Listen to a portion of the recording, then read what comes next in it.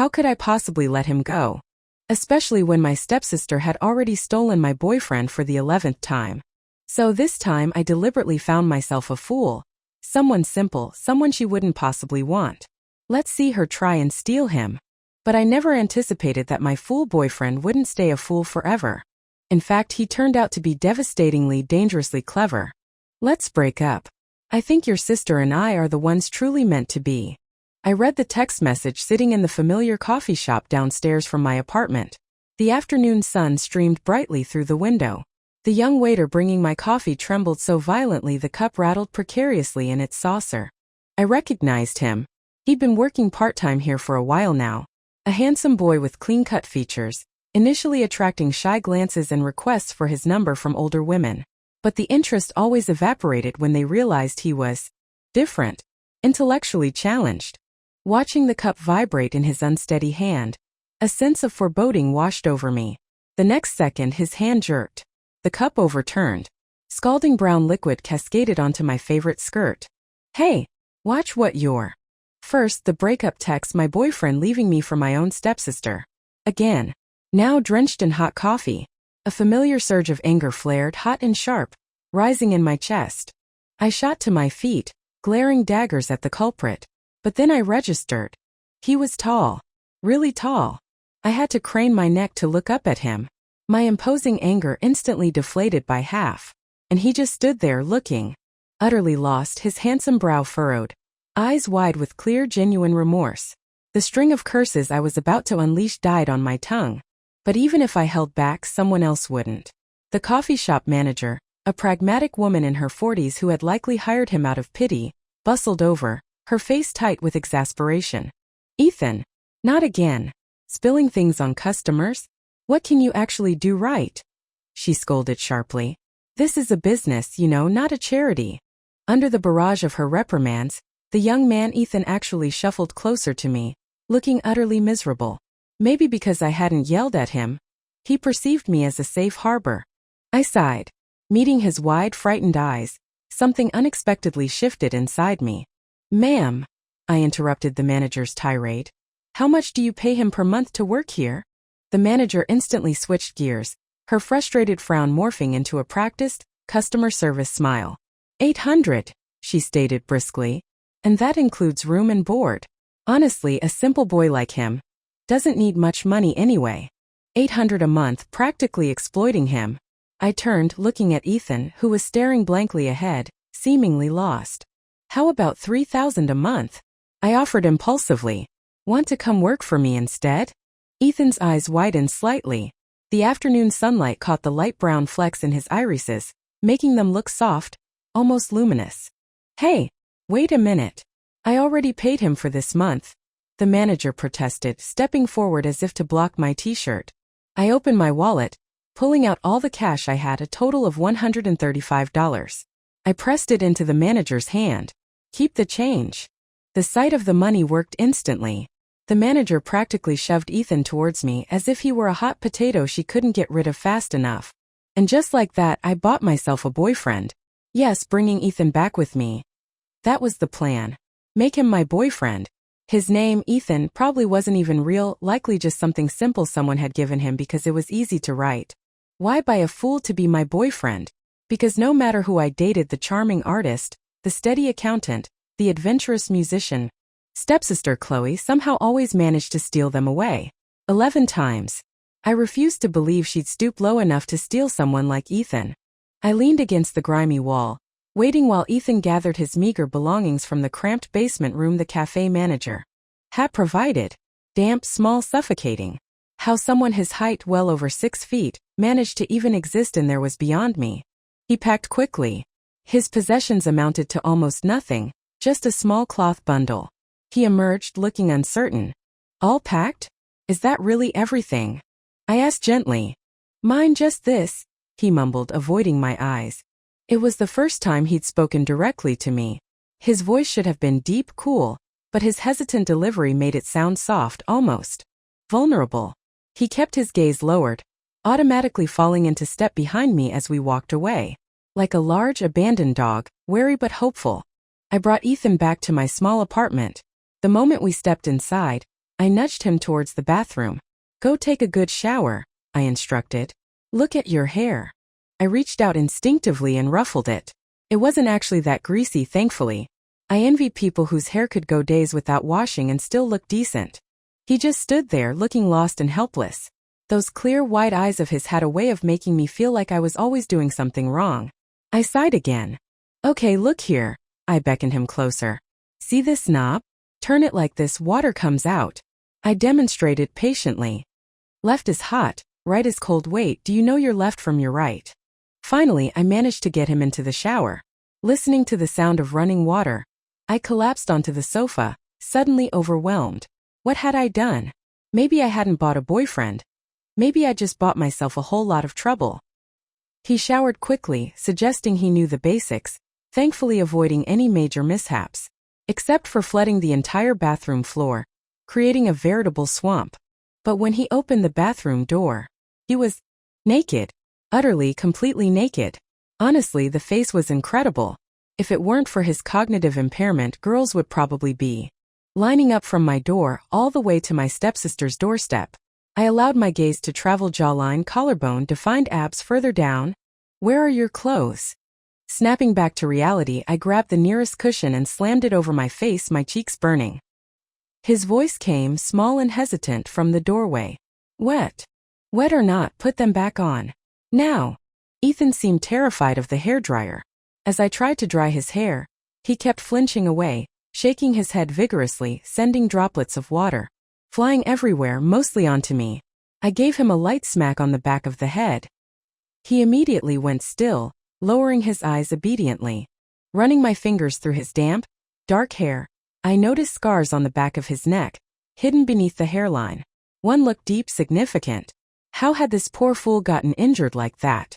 I'd only managed to get his hair half dry when my doorbell rang abruptly. Leaving Ethan sitting passively on the sofa, I went to answer it. Oh great.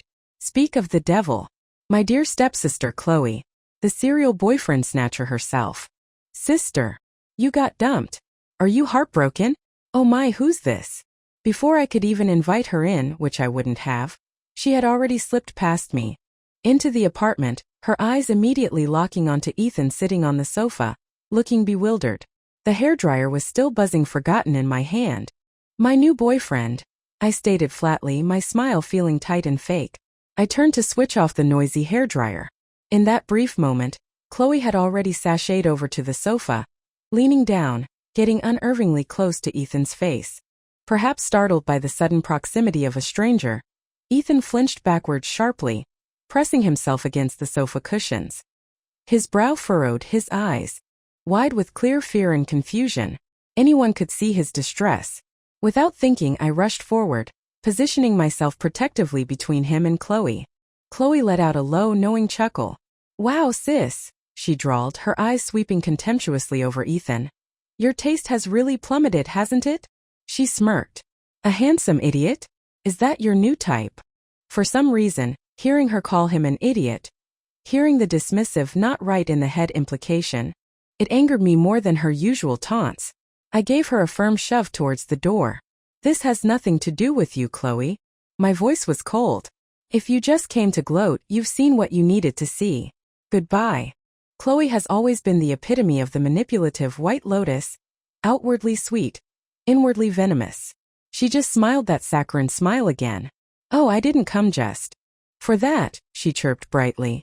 Dad wanted me to give you a message. Her smile widened. He said if you don't come home soon, you shouldn't bother coming home at all. My relationship with my father has perpetually teetered on the brink of complete collapse. The classic blended family drama, amplified tenfold in our case. Chloe and I share a father, but not a mother. My stepmother, Brenda, was my father's first love, apparently. She's the domineering, spoiled princess type, utterly incapable of tolerating my existence. And my father, consumed by guilt over their past breakup, or perhaps just infatuated, indulges her every whim. My childhood memories consist of a repeating cycle. Clashing with Brenda. Brenda running crying to Dad, Dad punishing me. So, naturally, the moment I reached adulthood, I fled that house and never looked back. Haven't been home in nearly 3 years. I glanced back at the sofa. Ethan sat hunched, knees drawn up to his chest, watching me with those wide, damp-looking eyes.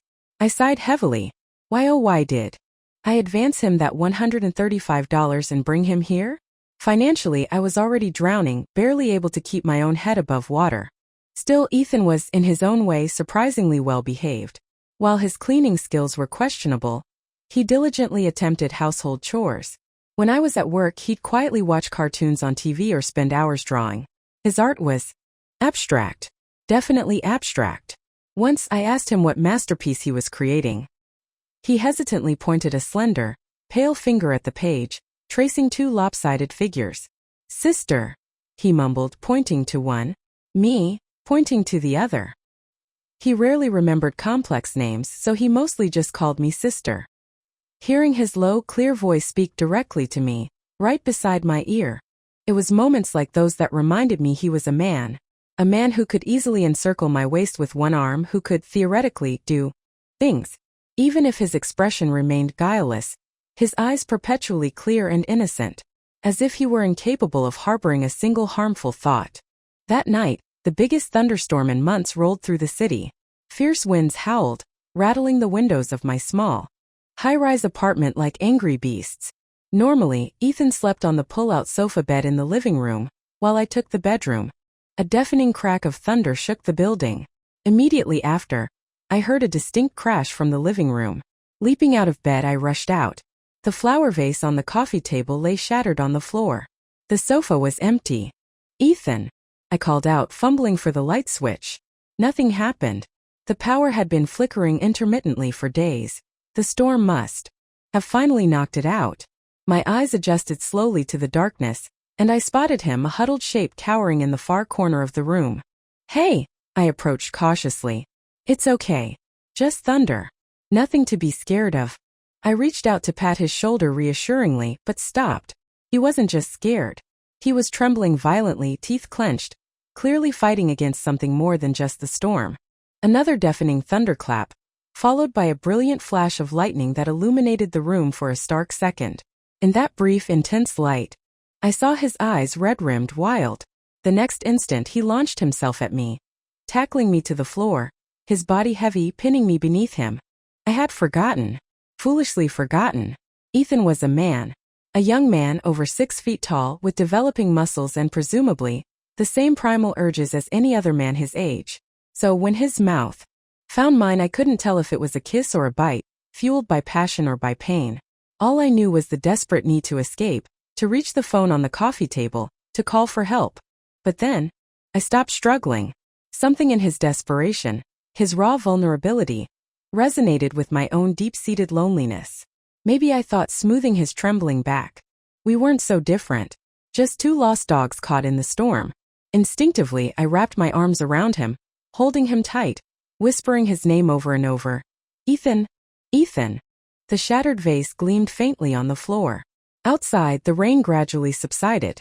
Inside, wrapped in darkness and the fading storm, he slowly grew calm against me, a choked sob finally escaping his throat. He bit his lip hard, trying to suppress the sound, drawing blood. The power flickered back on, casting long shadows across the room. Looking back later, I realized, every time he looked at me with those wide, guilt-ridden eyes, I found it impossible to blame him for anything. Wow, kid. You've got quite the set of teeth. The living room lights were bright now, contrasting sharply with the darkness outside. Ethan sat cross-legged on the floor opposite me, looking subdued and obedient. I dabbed iodine onto the bite mark on my shoulder. Honestly, it was a rather neat bite mark, clear evidence of perfectly aligned teeth. Didn't make it hurt any less, though. My anger simmered.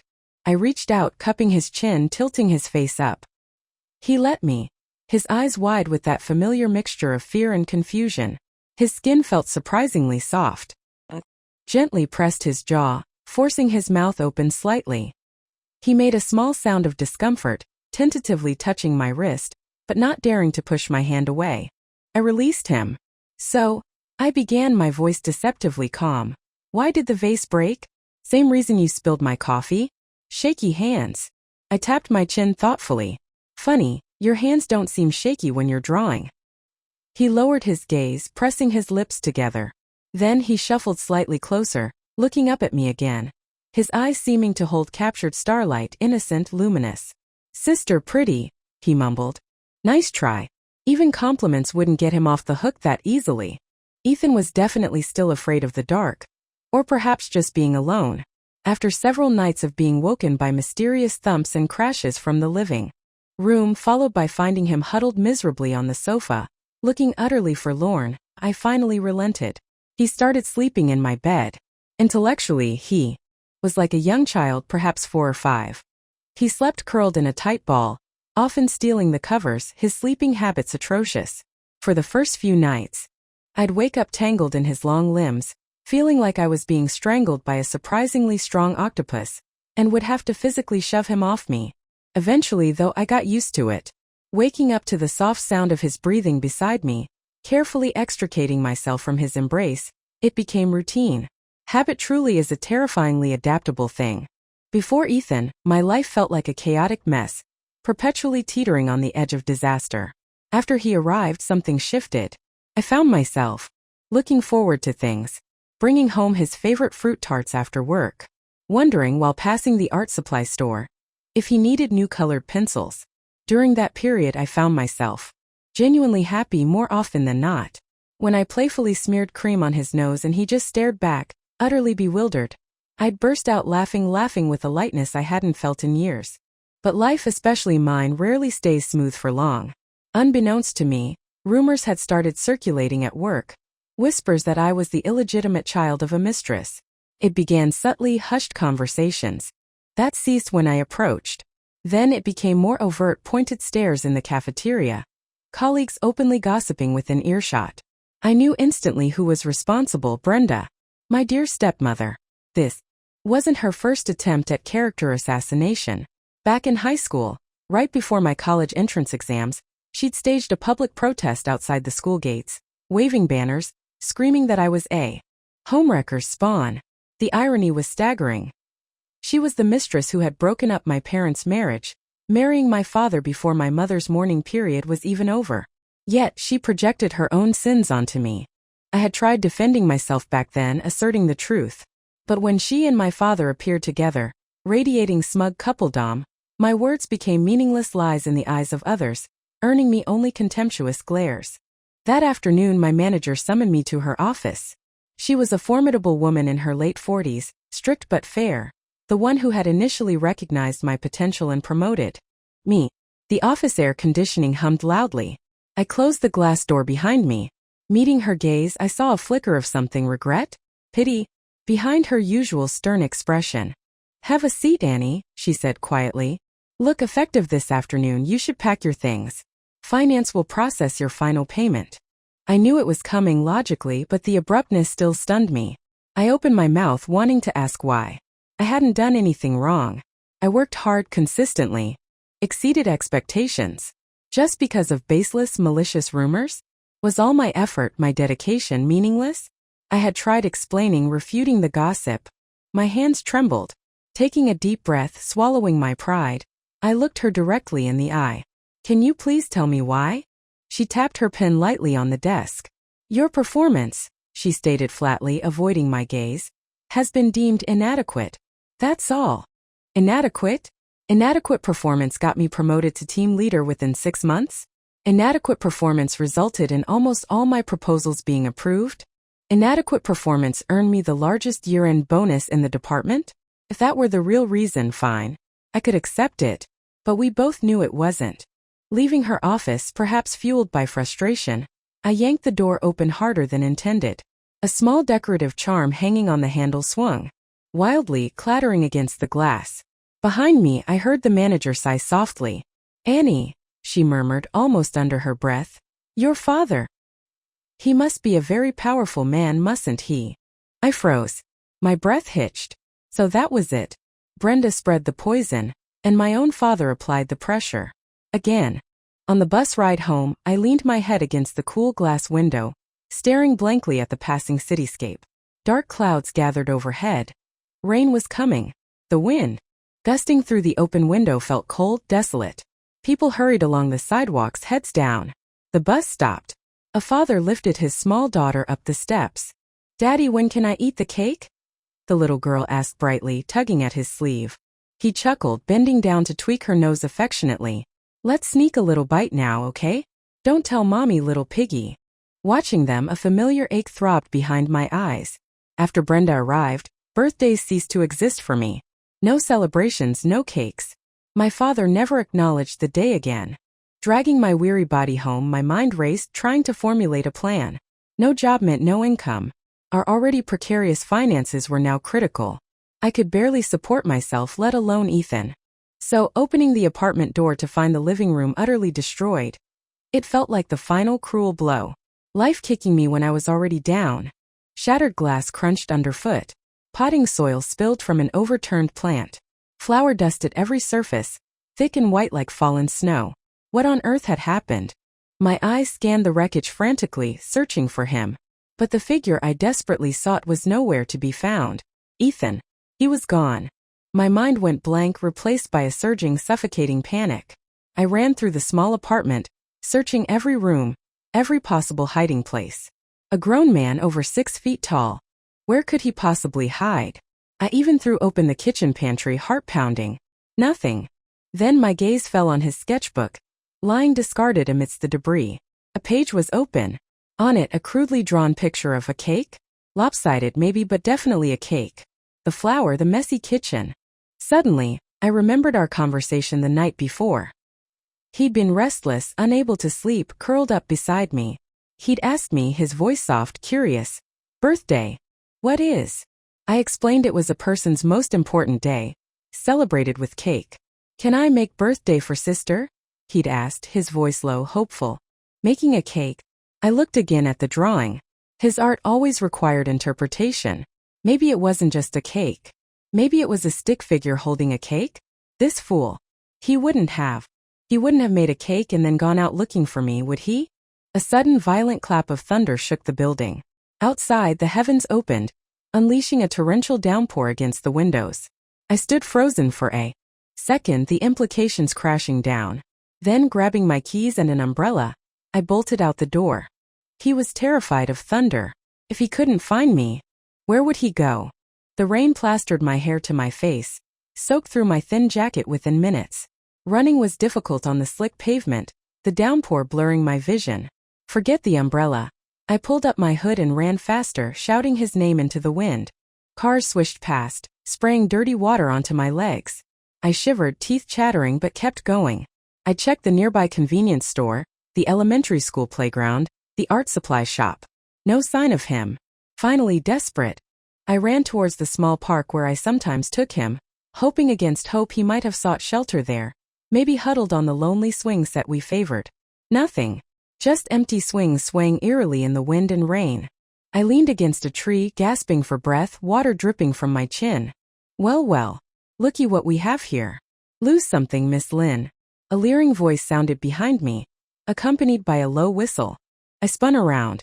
3 men, faces obscured by baseball caps and masks, emerged from the shadows surrounding me. My heart leaped into my throat. Who are you? What do you want? I stammered, backing away slowly. Heh. One of them chuckled menacingly. Just following orders. Need to give the lady a little haircut. Another chimed in. Your mother says your hair's getting too long. Mother. Brenda. Of course. This was her retaliation. So twisted, so insane she'd hire thugs to attack me physically? Strong hands grabbed my arms. I struggled, but they were too strong. I screamed, and one of them slapped me hard across the face, the impact stinging. Better cooperate, sweetheart. The one holding me snarled. Wouldn't want this to get messy. Shoulda stayed home tonight. The man with the scissors stepped forward, grinning unpleasantly. He made a snipping motion near my face, then roughly grabbed a handful of my hair near my temple. This wasn't a haircut. It was mutilation. My hair was long down to my waist, something I'd cared for meticulously, something people often complimented. The thought of it being crudely hacked off. Driven by desperation, I twisted violently, sinking my teeth deep into the arm of the man holding me. He yelled in pain, momentarily loosening his grip. As he raised his hand to strike me again, a dark shape suddenly exploded from the shadows behind him, tackling him hard, sending him sprawling onto the wet ground. Fuck! Where'd this kid come from? the man cursed, scrambling to his feet. I saw him then. Ethan. Standing unsteadily, swaying slightly, but his eyes. They burned with a cold fury I'd never seen before. Before I could even call his name, another man tackled him, knocking him down. They pinned him, kicking and punching him relentlessly. He didn't cry out, didn't make a sound, just kept his eyes fixed on me. A mixture of fierce protectiveness and heart-wrenching vulnerability in his gaze. Leave him alone. I screamed, trying to intervene. He's not right in the head. Your fight is with me. They paused their assault on Ethan. One of them grinned maliciously, picked up a discarded steel pipe lying nearby, and swung it hard towards Ethan's head. No. The pipe seemed to connect with my own skull. Adrenaline surged through me like wildfire. I'll kill you, I shrieked, lunging forward blindly. But another pair of hands grabbed me, restraining me easily. Not so fast, Miss Lin. Your turn now. The man with the scissors advanced again. I fought desperately, kicking and screaming, but it was useless. He yanked my head back by my hair, the cold metal of the scissors pressing against my scalp. Tears of rage and terror streamed down my face. Watched helplessly as long strands of my dark hair fell onto the muddy ground. I stared at Ethan's still form, his eyes closed now, pale and motionless. I screamed his name until my voice was raw hoarse. A sudden gust of wind swept through the park. The man holding me suddenly grunted and collapsed. I heard the man with the scissors shout in alarm, followed by the sickening thud of flesh hitting flesh. Ethan stood before me, but it wasn't the Ethan I knew. Could a fool move like that? Dodging attacks with fluid grace, disarming one assailant using the scissors to stab another in the arm? A sharp cry of pain pierced the rainy night. Within seconds, all three attackers lay groaning on the wet ground. The boy, the man, tucked his hands into his pockets and walked calmly towards me. He knelt down, looked at me. Phone, he said, his voice flat, devoid of emotion. Let me use it. Rainwater streamed down his face, tracing paths along his sharp cheekbones. I stared up into his eyes. They were dark, intensely focused, utterly different. The innocent clarity was gone, replaced by something deep, complex, almost dangerous. I handed him my phone, my hand trembling. He dialed a number, his fingers moving with swift precision. In the rainy darkness, his voice sounded cold, sharp as ice. Yeah. Pause. It's me. An explosion of joyous shouting erupted from the other end, so loud I could hear it clearly. Ethan barely reacted, just a slight frown creasing his brow. Yeah, I'm alive. Another pause. No idea where I am. He looked down at me then, his expression completely unreadable. Hang on, there's a woman here. I can ask her. He lowered the phone slightly. My heart began to pound erratically. He looked directly at me, his gaze coolly impersonal. Where is this? He asked curtly. And who are you? The sounds of the rain, the distant sirens faded into a dull roar. I stared up at him, at the familiar face now belonging to a stranger, until the rain blurred my vision completely. I heard my own voice, thin and reedy, choked with disbelief. Don't you remember me? Ethan. The man before me just frowned slightly, a flicker of annoyance crossing his features. Ethan? Who's Ethan? The flashing blue and red lights of the police cars painted the wet street in garish colors. I pulled the borrowed police jacket tighter around my shoulders, staring numbly at the puddles reflecting the flashing lights. Miss Lin, you should be fine now. You can go home, a young officer said kindly. We'll need you to come down to the station tomorrow though. We need a full statement regarding Mr. Song's disappearance and subsequent reappearance. Leo Song. That was his name. Ethan's real name. I'd learned it just minutes ago. I nodded mutely, my gaze drifting towards the entrance of the police station. Leo stood leaning against the wall just inside, staring down at the floor, seemingly oblivious to the surrounding commotion.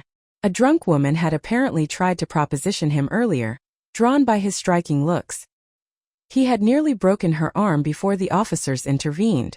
Even though it was summer, the rain had brought a surprising chill to the night air. Two gleaming Rolls-Royces pulled up silently to the curb. An impeccably dressed, distinguished-looking man leaped out from the passenger side of the first car, rushing into the station. Seeing Leo, the man let out a cry and lunged forward, enveloping him in a fierce hug. Yoha! Yoha! You're all right. Thank God. The man choked out, clinging to him. Yoha must be a family nickname or his middle name. Everyone. Everyone thought you were dead. Leo remained passive in the embrace for a moment, then seemed to grow impatient, pushing the man away slightly. All right. Get off. You're getting me wet. The man laughed, relief evident in the sound, clapping Leo firmly on the shoulder. Doesn't matter. Grandpa is ecstatic. Everyone's waiting for you. How are you feeling? Does your head still hurt? He started guiding Leo towards the waiting cars. I stood frozen by the station entrance, watching them. For a split second our eyes met. Again. Leo's gaze swept over me, dark and unreadable, lingered for a fraction of a second, then moved on without a flicker of recognition. I don't know what came over me, what desperate impulse drove me. As they reached the car, I stepped forward, blocking their path.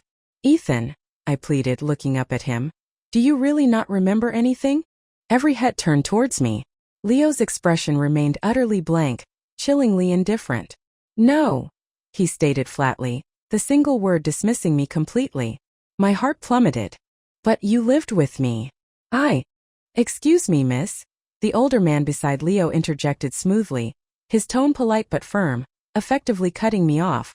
Thank you very much for looking after my younger brother during this difficult time. Rest assured, we will compensate you generously for your trouble. No, that's not it. I don't want compensation. It's just what, Annie? What could I possibly say? The words died in my throat. From beside his brother, Leo let out a soft, contemptuous scoff. Give her more money, Daniel, he said dismissively. Otherwise she'll just keep clinging. Annoying. His words hit me like a physical blow. I stood rooted to the spot, speechless. The older brother, Daniel Song, perhaps sensing my distress, offered a small apologetic bow. My apologies, Mississippi. My brother. He's not quite himself right now. He offered a polite, dismissive smile. I'll contact you tomorrow. We absolutely must thank you properly in person. I don't know how long I stood there after they drove away, the rain plastering my newly butchered hair to my scalp. Eventually, an officer gently touched my arm, asking if I needed assistance. I finally snapped back to reality. What was I thinking? Chasing after him like that?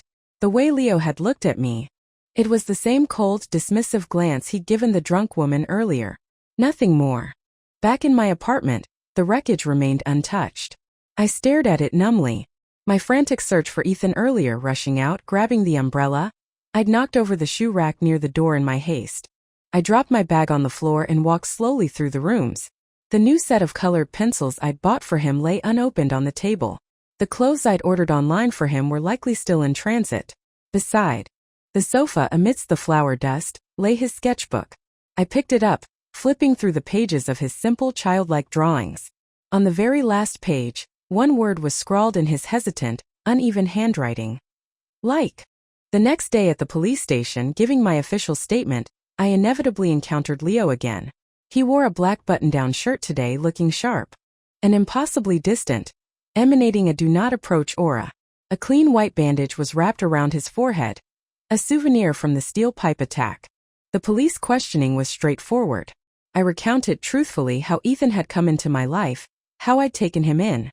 Leaving the station, I deliberately waited near the entrance. Eventually Leo emerged. He glanced at me briefly, his expression neutral. Ethan. I began hesitantly. That's not my name. His voice was cool, clipped, laced with impatience. Right, of course. But I was already so used to calling him that. Mr. Song. I stammered, holding out the bag I'd brought. This is your sketchbook, and some clothes I bought for you. They're new, still packaged. I can't wear them, obviously, so here. He looked down at the bag, then back up at me, his gaze unwavering. Those eyes, when he was Ethan, they were so bright, so clear, like they held captured starlight. Now they were deep, dark pools, impossible to read. He sighed, a barely audible sound. Do you honestly think I have any need for these things now? His voice was quiet, dismissive. I stood silently, unable to respond. Miss Lynn, he continued, his tone softening slightly, perhaps with pity. Instead of worrying about my old things, perhaps you should focus on getting your hair sorted out. He paused, then added decisively, as for me, don't waste any more of your thoughts or energy on me. It's pointless and unnecessary. I watched his retreating back as he strode away without a backward glance. He was right, of course. His temper was short, his words brutally direct. But, Ethan, you were the one who called me sister. You were the one who clung to me during thunderstorms. You were the one who needed to hold me to sleep. You were the one who waited eagerly for me to come home each day. You were the one who started this, who made me feel something again, made me hope for something more in my messy life. And now you just walk away? Tell me it's pointless? Just like that? I went to a salon and had my hair cut properly short. The stylist sadly confirmed the attackers had made such a mess of it that the only option was an extremely short, almost pixie-like style just above the ears. Seeing my reflection, the loss of my long hair, painstakingly grown over years, felt like another violation, another piece of myself stolen. Afterwards, I called my father, finally confronting him about Brenda's attack. Predictably, our first conversation in years devolved into a shouting match. His response to my ordeal? Utterly callous. It's just hair, Olivia. How old are you still? Crying over something so trivial. I nearly threw my phone against the wall, but stopped myself. I couldn't afford a new one. They had taken everything else. I wouldn't let them provoke me into destroying one of my few remaining possessions. I needed a job, and it needed to be somewhere far removed from my father's sphere of influence. My resume was strong, my qualifications solid, but it quickly became apparent I was blacklisted, like a fledgling professional trying to navigate a field dominated by a vengeful corporate titan. Smaller companies were too intimidated to hire me. Larger corporations, wary of jeopardizing potential business dealings with my father, politely declined my applications. It was infuriatingly clear my father, while allowing Brenda's initial attacks, was now deliberately sabotaging my career, trying to force me back home into his own company under his control. After the sixth rejection, the bitter reality hit me. I truly was a lost dog, abandoned and unwanted. I used to think Ethan and I shared that vulnerability, but he wasn't lost anymore.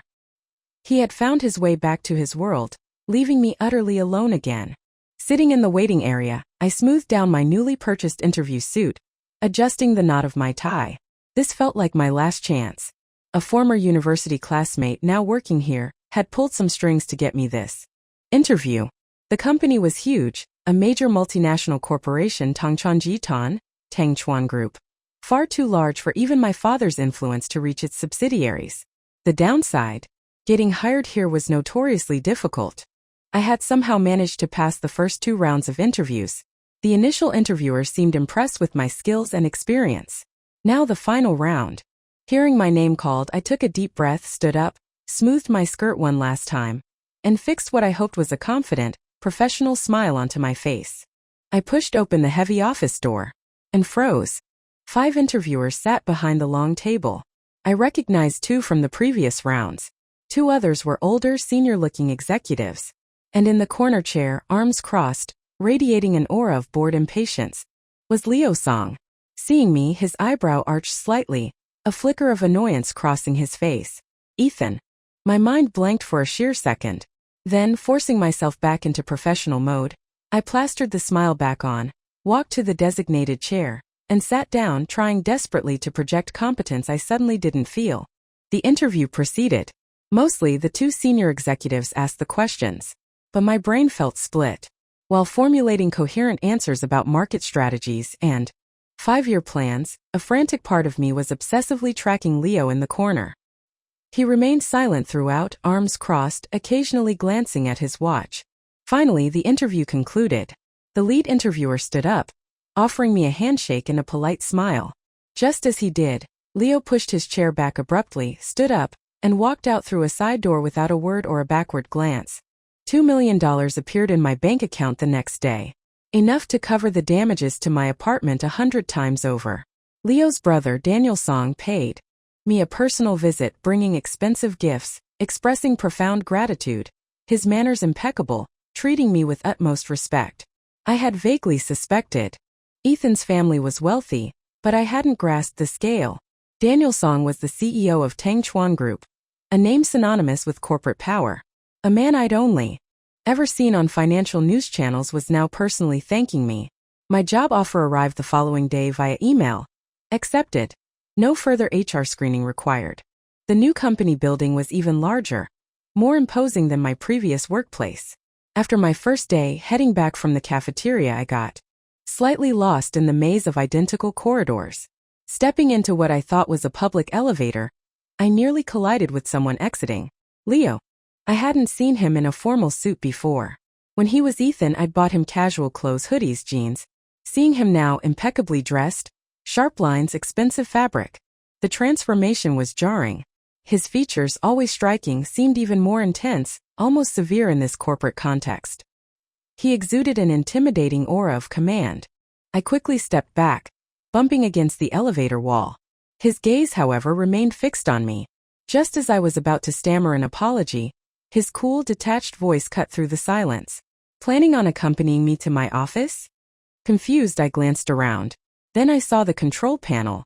There was only one button illuminated. Penthouse. Top floor. CEO's office. This wasn't a public elevator. It was his private one. My cheeks flushed hot with embarrassment. Seeing the familiar flicker of mocking amusement enter his eyes, I just wanted to escape. I lunged for the door open button, pressed it repeatedly. Nothing happened. Panicked, I looked back at him helplessly. He simply raised an eyebrow, a gesture of cool indifference. Suddenly the elevator lights flickered and died, plunging us into absolute darkness.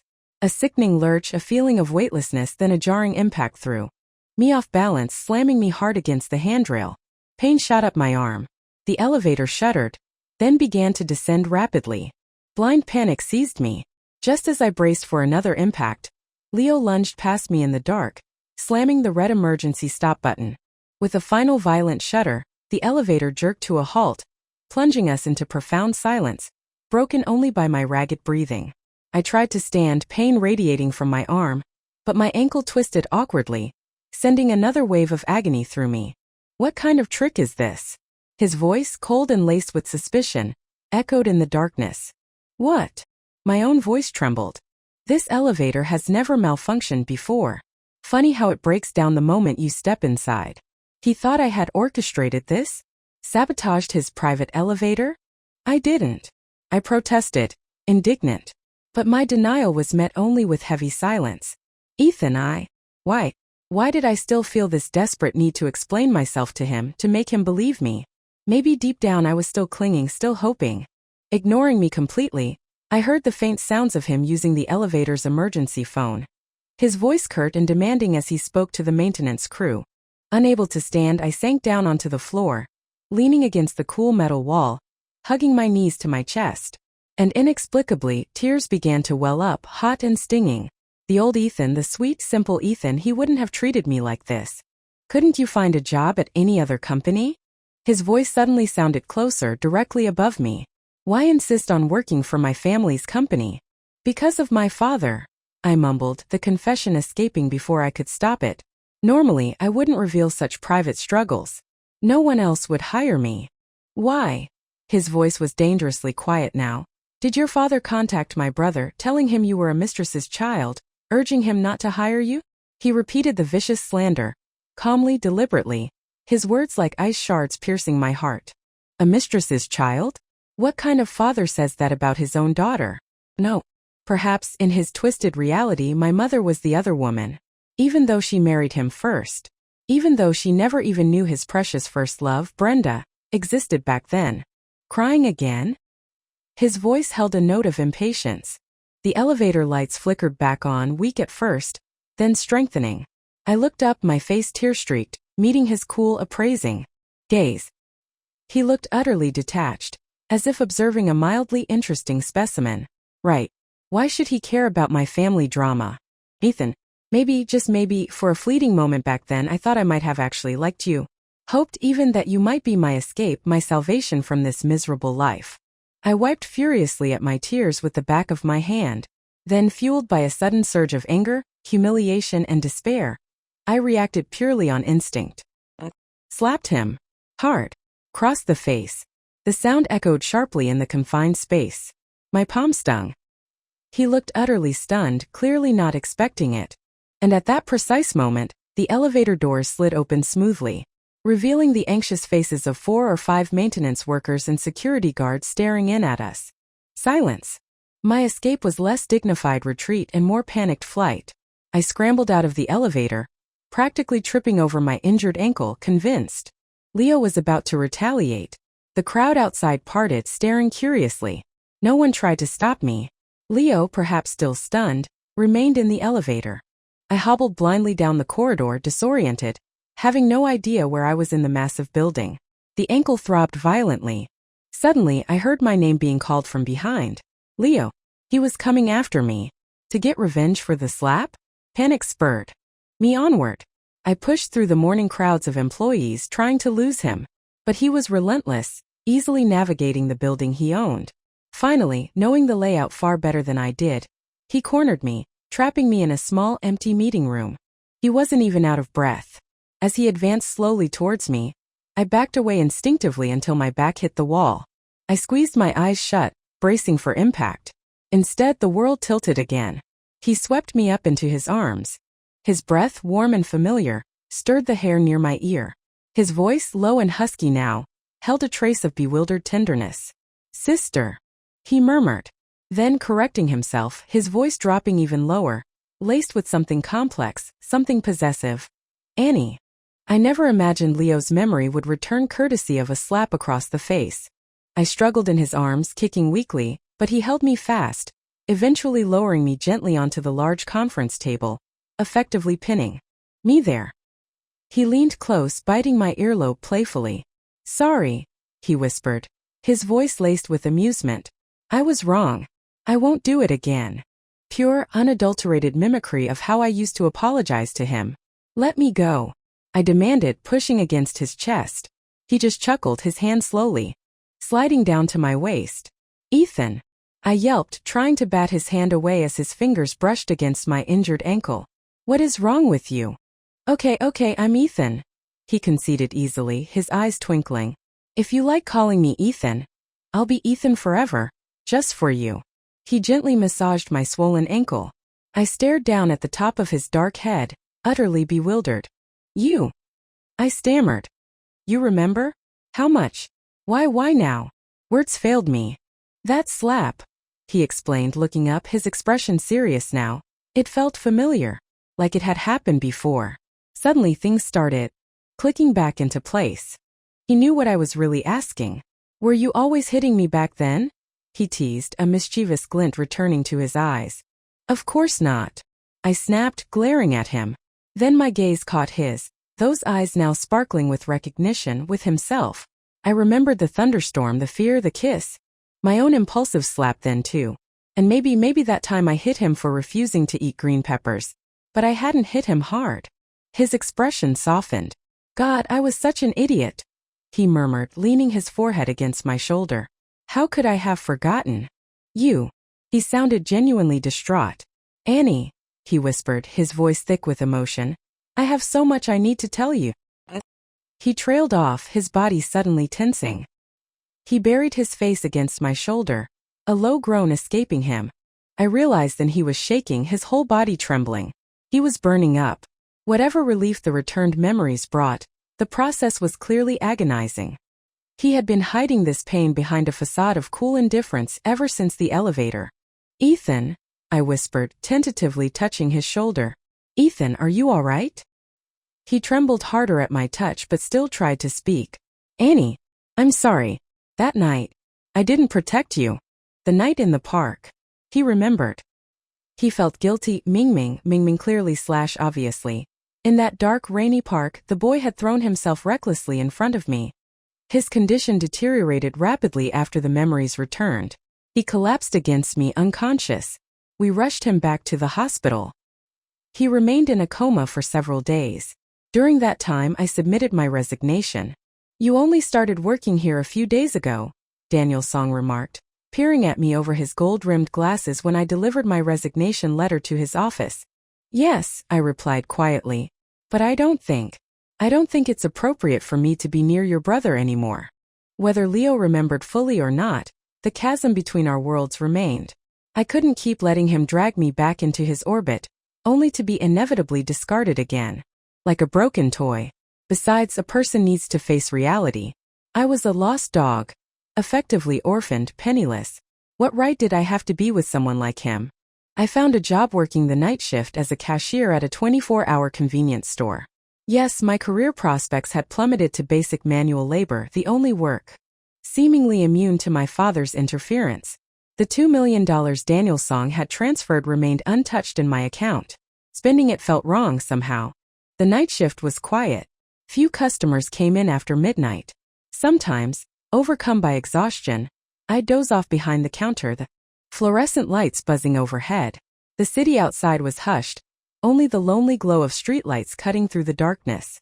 The bell above the door chimed softly. A rare customer at 3 a.m. My head snapped up.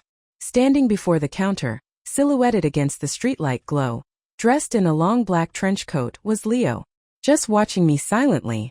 "Sir," I began automatically, my voice thick with sleep. "What can I get for you?" "You," he replied simply, his voice low, intense. "Ethan." The name slipped out before I could stop it. His eyes, darker than the night outside, seemed to absorb all the light in the small store. He looked pale, thinner than before, the bandage gone from his forehead but the shadows of exhaustion still lingering beneath his eyes. He hadn't fully recovered. I bit my lip. What should I say? "Are you okay? Do you remember everything now? How do you see me?" "Ethan," I said instead, my voice strangely detached. "Give me your bank account number." He looked startled by the unexpected request but recited the number obediently.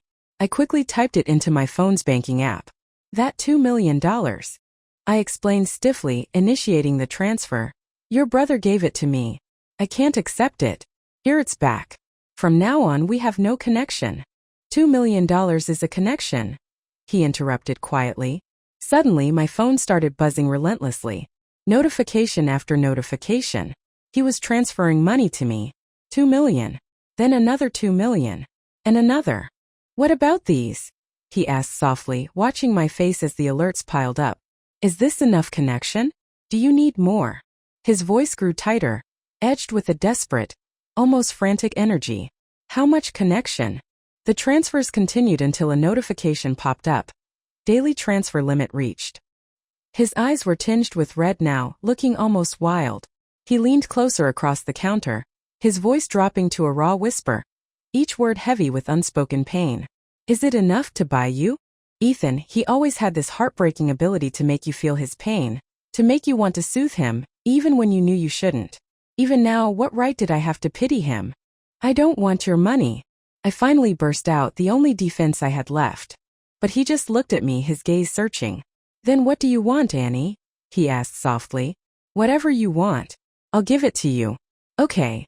When Ethan was a fool, he was already quite clingy. Now with his memory back, he was relentless. "Annie," he murmured, nuzzling my neck as I tried to unlock my apartment door after my shift. "Has anyone ever told you how beautiful you look with short hair?" He'd stopped calling me sister, using my actual name now, shortening it affectionately. He had followed me home from the convenience store. In fact, he'd been following me for the past 3 days. I wasn't sure if it constituted harassment, especially since my neighbor seemed to think I was the lucky one, being pursued by such a handsome, clearly wealthy man. I'd lock him out. He'd literally sleep in the hallway outside my door. He'd been doing it for 3 nights now. "Don't you have a home to go to?" I finally snapped, turning on him in frustration. He actually nodded, looking surprisingly earnest. Got kicked out." He pulled out his ID card, showing it to me. "See? I legally changed my name to Ethan Sue, using Sue E from the original text as his chosen name. You liked calling me Ethan, so now I'm Ethan. Officially." He shrugged. "Grandpa found out. Threw me out." He looked down, shivering slightly. "Don't worry about me though," he added quickly. "I'm fine sleeping out here. Just, the wind gets a bit cold at night. Makes it hard to sleep, that's all." I stared into his eyes, which suddenly looked suspiciously damp and luminous again, bright and full of calculated vulnerability. With a heavy sigh, I unlocked the door and stepped aside, letting him in. The moment the door clicked shut behind him, he moved, pushing me back against the door, trapping me, kissing me deeply, hungrily. The room was dark, the only sounds his ragged breathing and the soft, insistent pressure of his lips against mine. His hands weren't idle either, exploring, deliberately stroking sensitive places, his scent overwhelming me. I struggled weakly, but he easily pinned my hands behind my back. A low chuckle rumbled in his chest against my ear. "Annie," he whispered playfully. "Ever heard the saying about inviting the wolf into your house?" His lips brushed my earlobe. "Might want to be more careful next time." He was doing this on purpose. Teasing me, provoking me. "Ethan." My voice broke, threatening tears. He immediately softened, releasing my hands. I clutched his shirt, tears blurring my vision, the faint city lights outside casting fragmented patterns across the room. "We can't be together," I whispered brokenly. "You know that. My parents abandoned me. I have no money. Maybe you like me a little now, maybe. But how long will that last?" The insecurity poured out of me. "If I hadn't taken you home that day, you wouldn't have even looked at me twice, would you? Just like you said. Back then you told me to stop clinging to you." The memory still stung. It felt like my fate was to always grasp for things just beyond my reach. But instead of arguing, he knelt before me, gently, carefully wiping away my tears with his thumbs. "You think I can't do anything about it?" he asked softly, his gaze intense. "Then let me show you, okay?" Brenda started calling me relentlessly. My father too. Initially, they maintained a veneer of parental concern. Then my father's calls escalated into furious tirades. "What do you think you're doing, Olivia? Are you even my daughter anymore? Do you know what's happening to my company because of you? Thanks to you, several major investors have pulled out. You tell the Tang Corporation to back off. Now, do you hear me?" I ignored the calls, the voicemails, the angry texts. After a few days, the tone shifted again. My father's voice became pleading, almost pathetic. "Annie, honey, you're my daughter. You wouldn't want to see your own father go bankrupt, would you? Your mother and I have cleaned your old room. Why don't you come home for a few days?" Then came the news reports. Ugly public disputes between my father and Brenda, accusations flying, their carefully constructed facade crumbling for all the world to see. And somehow, mysteriously, articles began appearing online, correcting the old narrative, revealing the truth about Brenda being the mistress, debunking the lies she had spread about me for years. The last call I received was from Brenda, sobbing hysterically, begging for forgiveness, pleading with me to make it stop. At that moment, I was packing the last box in my small apartment. Outside, the city hummed, car horns blaring, a cacophony of life moving forward. Suddenly, I remembered a specific night during my final year of high school, intensely studying for exams. Brenda had developed a sudden craving. 4 crystal shrimp dumplings from a famous late-night dim sum restaurant across town. My father, catering to her whim, ordered me, his daughter, drowning in exam preparation, to drop everything and go fetch them for her. Go out into the pouring rain to satisfy her spoiled craving. By the end of the year, my life finally began to stabilize. I moved into a new, larger apartment, found a promising new job. One afternoon, leaving my new office building, I saw a familiar luxury car parked at the curb. Daniel Song leaned against it, waiting. He smiled politely as I approached, the epitome of polished corporate charm behind his gold-rimmed glasses. "Miss Lin," he greeted me warmly. "Would you happen to have some free time? My grandfather would very much like to meet you." I knew this day would come. Social strata, class differences. They are real, tangible barriers no matter how much one might wish otherwise. The car's interior smelled of expensive leather. My father's cars had been nice, but this was another level entirely. Growing up, despite his wealth, I always walked or took the bus to school. Chloe, of course, had a private driver. I hadn't seen my stepsister since her disappearance. I heard rumors she had tried, unsuccessfully, to attract Leo's attention after his return. "Stay away from your stepsister," Leo had warned me once, his brow furrowed with distaste. That was his only comment on the matter. I knew Chloe didn't genuinely like me. She just couldn't stand the thought of me having anything that was solely mine. The drive took us out of the city, winding up into the mountains. It was midsummer, hot and humid in the city, but cooler here. The roads were quiet, forested slopes rising on either side. As we climbed higher, the landscape suddenly opened up. We arrived at a magnificent mountain villa complex, traditional architecture seamlessly blended with modern design, set amidst meticulously landscaped gardens, tranquil ponds, and bamboo groves. A waterfall cascaded down a distant cliff face, creating a sense of serene isolation. It was clearly a summer retreat. "Miss Lin, please follow me," Daniel Song murmured, holding the car door open. He led me along winding stone paths, shaded by ancient trees, the air cool and fresh. We stopped before a building with elegant sliding doors and intricate wooden lattices. Inside, I could see the setup for a traditional tea ceremony. Daniel gestured towards the entrance, indicating I should go in alone. Stepping inside, the cool air conditioning was a welcome relief after the walk. But my momentary comfort evaporated as my eyes met those of the old man seated calmly behind the low tea table. His gaze was neutral, almost placid, yet it held an undeniable weight, an aura of quiet authority that instantly put me on edge. "Sit," he commanded softly, gesturing to a cushion beside the table. I gathered my skirt, took a tentative step forward, but before I could sit, the door burst open violently. Leo rushed in, slightly out of breath, his eyes immediately finding mine, lighting up with relief. He strode over, pulling me protectively behind him, facing the old man defiantly. "What do you want with her?" he demanded, his voice sharp. For a moment my mind filled with dramatic B-movie scenarios. Warring families, rebellious heirs, elopements. But the old man simply looked bewildered, almost comical in his innocence. "Do? What am I doing? I invited my future granddaughter-in-law for tea. See, I even brought out my best Da Hong Pao." Leo stared at him, momentarily speechless. "Grandfather," he finally sighed. "We're not. I haven't actually, she hasn't said yes yet." Now it was the grandfather's turn to be silent. Then he launched into full sales pitch mode, turning his persuasive charm towards me. "Young lady, are you having second thoughts?